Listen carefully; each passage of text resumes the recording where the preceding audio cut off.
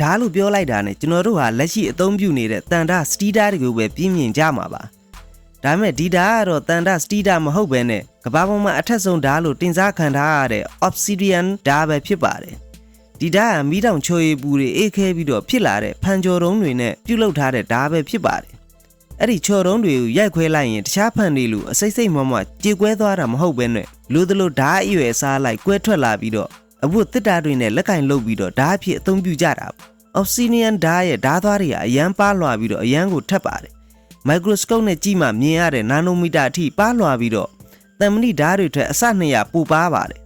ပြီးတော့အဆ100လည်းပိုထက်ပါတယ်ဘယ်လောက်ထိထက်လဲဆိုရင်ဒီဓာတ်သွားတွေကိုသတိမရှိပဲကင်လိုက်ရင်ဓာတ်ရှာလို့ရှာမှန်းအောင်တိလိုက်ရမှာမဟုတ်ပါဘူးလူတွေရဲ့ဆဲတွေထက်ပါလာတဲ့အတွက်ကြောင့်ခွဲစိတ်ခန်းတွေမှာယနေ့ထက်ထိဆရာဝန်တွေကအသုံးပြုနေကြပါတယ်ခွဲစိတ်တဲ့အချိန်မှာလည်းတန်မဏိဓာတ်တွေထက်တစ်ရှူပျက်စီးမှုနည်းပါပြီးတော့ခွဲစိတ်ပြီးရင်လည်းဆဲတွေပုံမပြေဝပြန်လဲရှင်းသန်လာတဲ့အတွက်ကြောင့်အသုံးပြုနေကြတာပါဒီဓာတ်တွေကအရန်ပါလွှာပြီးထက်ပေမဲ့လည်းအကျန်းမခံနိုင်ပါဘူးမာကျောတဲ့အရာတွေကို3-4ခါလောက်ဖြတ်ပြီးရင်တော့တုံးသွားမှာပါတန်ကိမတိုင်မီရှေ့ခေတ် Atlas လူမျိုးတွေကတန်မဏိကိုမသိရှိခဲ့သေးပဲဒီဓာတ်ကိုပဲအကောင်းဆုံးလက်နက်ဖြစ်အသုံးပြုလာခဲ့ကြပါတယ်အမဲလိုက်တာရစ်ပုစော်တာစတဲ့နေရာမှာအသုံးပြုကြပြီးတော့စစ်ပွဲတွေမှာလည်းတန်ကြက်ကာတောင်ပြတ်တဲ့အထိထက်တဲ့အတွက်ကြောင့်လက်နက်ဖြစ်အသုံးပြုလာခဲ့ကြတာပါယနေ့ခေတ်မှာတော့ဆရာဝန်တွေကခွဲစိတ်ဓာတ်အဖြစ်အသုံးပြုနေကြတော့မှာ